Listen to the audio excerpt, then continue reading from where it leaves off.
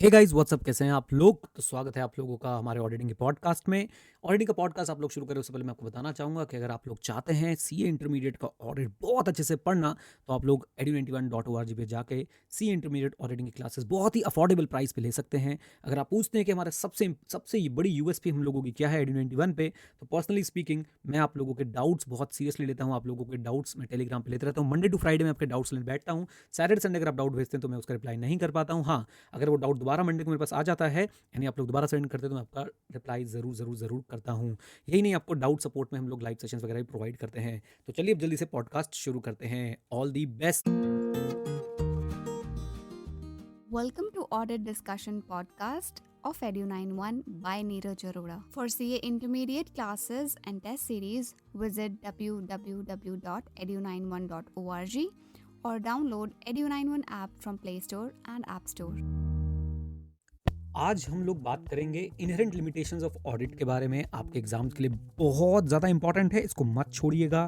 पूरा पॉडकास्ट आराम से सुनिएगा। और हाँ, आप लोग इसे डाउनलोड भी कर सकते हैं, डाउनलोड करके रखिए और बाकी सारे एपिसोड्स को आप डाउनलोड करके रखिए। एग्जाम से पहले आप अगर इनको सुन के जाएंगे तो आपके बेसिक्स तो जो भी मैं आपको यहाँ कवर करा रहा हूँ बहुत चीज़ें कवर हो जाएंगे। तो इनहेरेंट लिमिटेशंस ऑफ ऑडिटिंग को हम लोग प्यार से आइला बुलाते हैं। एसए 200 के अंदर जो है बातें बताई गई हैं। एसए 200 का नाम आप सबको पता होना चाहिए, उइया कासा। मेरे साथ बोलिए एक बार, उइया Kasa. Overall objective of an independent auditor and conduct of an audit in accordance with standards on auditing। अच्छा जी, तो यहाँ पे सर आपको बताया जाता है कि भाई देखो, ये लाइन सुनना, auditor is not expected to and can not, auditor is not expected to and can not reduce the audit risk to zero. ये बात हमने पहले ही बातचीत करी हुई है कि भाई ऑडिट रिस्क को हम लोग जीरो पे नहीं लेके आ सकते हैं, एंड देयरफॉर एब्सोल्यूट एश्योरेंस हम लोग नहीं दे सकते इस बात की कि financial statement free from material misstatement whether due to fraud और एरर। ओके, अब हम लोग क्यों ऑडिट रिस्क को रिड्यूस नहीं कर सकते अप टू जीरो लेवल, हम लोग क्यों एब्सोल्यूट एश्योरेंस नहीं दे सकते that financial statement are free from middle statement, उसका एक बहुत बड़ा कारण है इनहेरेंट लिमिटेशंस ऑफ ऑडिट। मेरे साथ, inherent limitations of audit. Okay, अब ऑडिट में इनहेरेंट लिमिटेशंस सर हम लोग चार पार्ट में जो है वो डिवाइड कर सकते हैं। कितने पार्ट में, जल्दी से बता दीजिए। चार पार्ट्स में। चार पार्ट पढ़ने से पहले मैं आप लोगों को एक बात बताना चाहूँगा कि देखो, इन्हीं इनहेरेंट लिमिटेशंस की वजह से जो हमारा ऑडिटर एविडेंस ऑब्टेन करता है वो परसुएसिव होते हैं, कंक्लूसिव नहीं होते हैं। परसुएसिव का मतलब आप यही समझिए जो आप रीजनेबल एश्योरेंस से समझते हैं, यानी हाई बट नॉट एब्सोल्यूट, यानी वो गारंटी नहीं होते किसी चीज़ की, वो परसुएसिव ऑडिट एविडेंस होते हैं। अच्छा जी, देन इसके बाद हमारे पास सर अब इनहेरेंट लिमिटेशन का एक मतलब भी जरा हम इसको समझते हैं। वर्ड देखिए, इनहेरेंट। इनहेरेंट मतलब जो अलग नहीं हो सकता, इनसेपरेबल है। तो ऑडिट, जब जब ऑडिट होगा तब तब ये लिमिटेशन आएंगी, क्योंकि ये ऑडिट से अलग नहीं की जा सकती हैं। तो पहले चार मेन हेडिंग सुन लेते हैं। सबसे पहली heading, nature of financial reporting.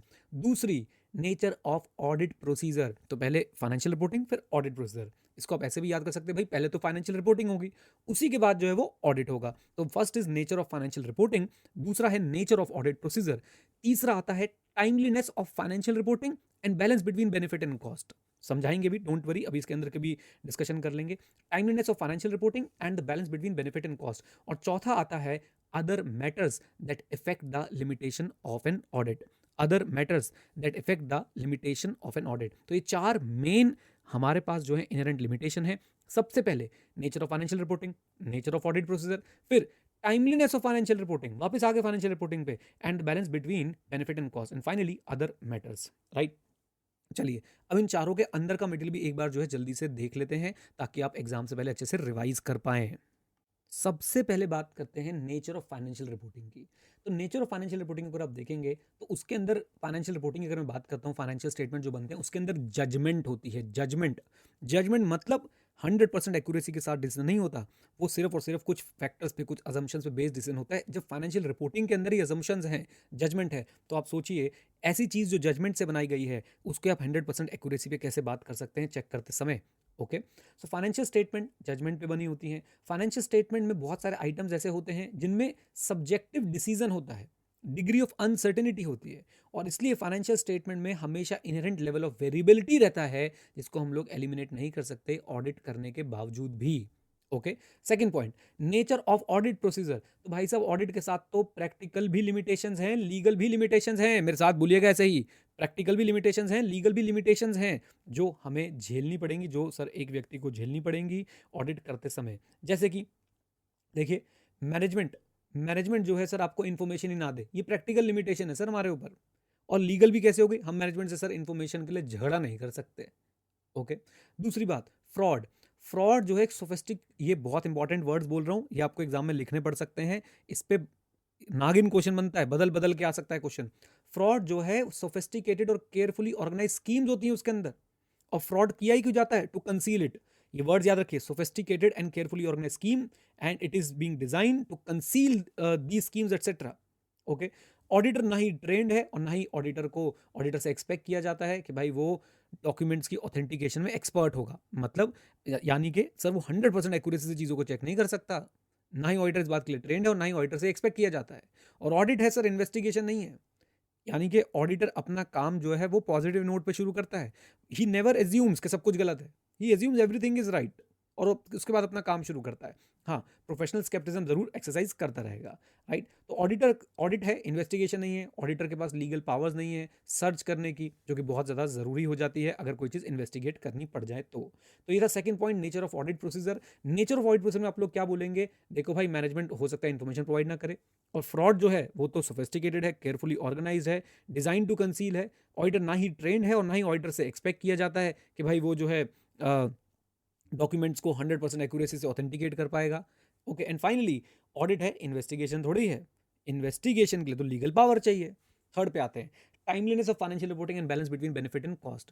तो देखिए यहाँ पे जब भी आप शुरू करेंगे ना आंसर, तो हमेशा एक लाइन लिखेंगे कि भैया वैल्यू ऑफ इन्फॉर्मेशन जो है वो समय के साथ साथ बेकार होती जाती है। यानी जो इन्फॉर्मेशन की वैल्यू आज है, अगर आज वाली इन्फॉर्मेशन मैं आपको आज से 10 साल बाद दूं, यानी मैं आपको 10 साल में बताऊं अरे जियो जो है ना, जियो जियो के अंदर ना माइक्रोसॉफ्ट ने, गूगल ने, सबने इन्वेस्टमेंट करी है, तो बोलोगे साहब आज मैं इसका क्या करूं, तो 10 साल पहले करी थी, राइट। सो इन्फॉर्मेशन की जो रेलेवेंस है, जो उसकी वैल्यू है, वो ओवर द टाइम नीचे चली जाती है।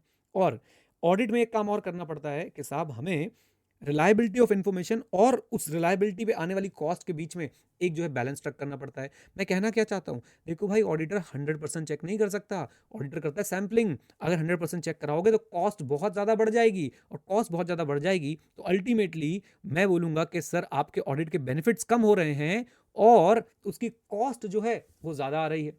हाँ जी, आई होप ये बात क्लियर है। सो यूजर क्या एक्सपेक्ट करता है, यूजर कहता है कि सर फाइनेंशियल स्टेटमेंट में ओपिनियन मिले, रीजनेबल पीरियड में मिले, रीजनेबल कॉस्ट में मिले। अब जब ये रीजनेबल पीरियड और रीजनेबल कॉस्ट आ जाता है, इसका मतलब ऑडिटर को काम 100% वो कर नहीं सकता, क्यों, उसे टाइम कम मिला है। और अगर टाइम मिल भी जाए तो सर वो कॉस्ट अकॉर्डिंगली चार्ज करेगा, वहाँ पे ऑडिट का कॉस्ट बेनिफिट एनालिसिस में जो है ऑडिट फेल हो जाता है। इसलिए ये भी एक लिमिटेशन बन जाती है कि भाई एक तो टाइम पे काम कंप्लीट करना है और हमें कॉस्ट को भी ध्यान में रखना है, कहीं ऑडिट की कॉस्टिंग उसके बेनिफिट से आगे ना निकल जाए। फोर्थ पॉइंट था अदर मैटर्स। इस अदर मैटर के अंदर सर हमारे पास जो है 4 चीज़ें आती हैं, लेकिन अदर मैटर की भूमिका क्या है वो मैं आपको पहले बता देता हूँ, राइट। तो देखिए कुछ असर्शंस ऐसी होती हैं, कुछ सब्जेक्ट मैटर्स ऐसे होते हैं जिनका इफेक्ट जो है ना, या मैं बोलूंगा जिनकी वजह से मिसस्टेटमेंट होने के चांसेस जो है वो ज़्यादा बढ़ जाते हैं। या ऐसे बोल लीजिए कि कुछ पर्टिकुलर असर्शंस के केस में, सब्जेक्ट मैटर के केस में, जो लिमिटेशन का इफेक्ट है on auditor's ability to detect material misstatement वो ज़्यादा होता है। यानी कि वहाँ पे ऑडिटर को एविडेंस ऑब्टेन करने में या मटेरियल मिसस्टेटमेंट को डिटेक्ट करने में बहुत ज़्यादा दिक्कत होने वाली है। अब वो कौन से ऐसे असर्शंस हैं, कौन से ऐसे सब्जेक्ट मैटर्स हैं जहाँ पे लिमिटेशन का इंपैक्ट जो है ऑडिटर की ability to detect material misstatement पे ज़्यादा होता है। जैसे कि अब ये 4 बातें याद रखनी। नंबर 1, फ्रॉड, जहां पे सीनियर मैनेजमेंट इन्वॉल्व हो, सत्यम का example. Number 2, existence and completeness of related party relationship and transaction. जब सर चोर चोर मोसेरे भाई, तो भाई साहब ऑडिटर क्या कर लेगा, राइट। इसका मतलब मैं क्या कहना चाहता हूं, देखिए रिलेटेड पार्टी है, वहां पे सर आपको चीजें पकड़ पाना थोड़ा सा ज्यादा मुश्किल होने वाला है। आप इसे 315 से भी लिंक कर सकते हैं। 315 में जब हम सिग्निफिकेंट रिस्क का एग्जांपल पढ़ते हैं वहां पे भी रिलेटेड पार्टी का जिक्र आता है। तीसरा, occurrence of non compliance with law and regulation. भाई ऑडिटर से यू कैन नॉट एक्सपेक्ट कि ऑडिटर को सारे लॉ और रेगुलेशन पता होंगे। चौथा हमारे पास आता है फ्यूचर इवेंट्स और कंडीशन दैट में cause an entity to cease to continue as a going concern. यहाँ पे ध्यान रखिएगा, ऑडिटर है, प्रिडिक्ट थोड़ा ना कर सकता है कि भाई ये एंटिटी आगे अच्छा करेगी।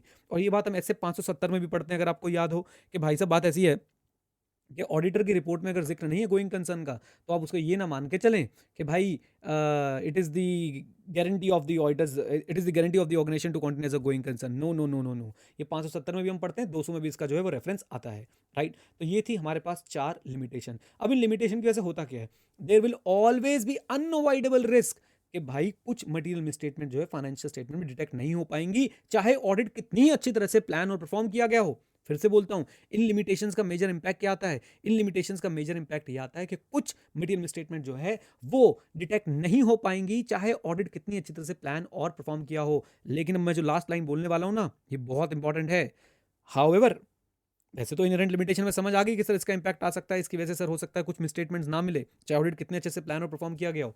लेकिन याद रखिएगा, इनहेरेंट लिमिटेशन सर कभी भी जस्टिफिकेशन नहीं बन सकती ऑडिटर के लिए कि भाई वो अपने आप को less than persuasive audit evidence से सेटिस्फाई कर ले।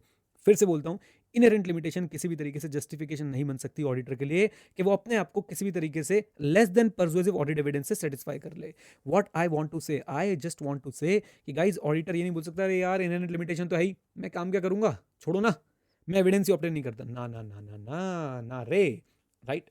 तो ये हो गया सर हमारा इनहेरेंट लिमिटेशंस ऑफ ऑडिटिंग का पूरा पॉडकास्ट। इसके बाद सर हम और भी बहुत इंटरेस्टिंग पॉडकास्ट जो आपके लिए अपलोड करने वाले हैं। हमारे पॉडकास्ट को जरूर सब्सक्राइब करें, सुनते रहें। और सीए इंटरमीडिएट फाइनल की ऑडिटिंग क्लासेस के लिए, सीए इंटरमीडिएट फाइनल की ऑडिटिंग क्लासेस के लिए www.edu91.org पे विजिट करें, वहाँ से क्लासेस बाय करें, पढ़ें। वहाँ पे आपको बहुत सारी चीज़ें मिलती हैं क्लासेस के साथ, doubt support, case study based question, MCQs, test और पता नहीं क्या क्या। तो जरूर जरूर जरूर ज्वाइन करें। All the very best guys, stay blessed.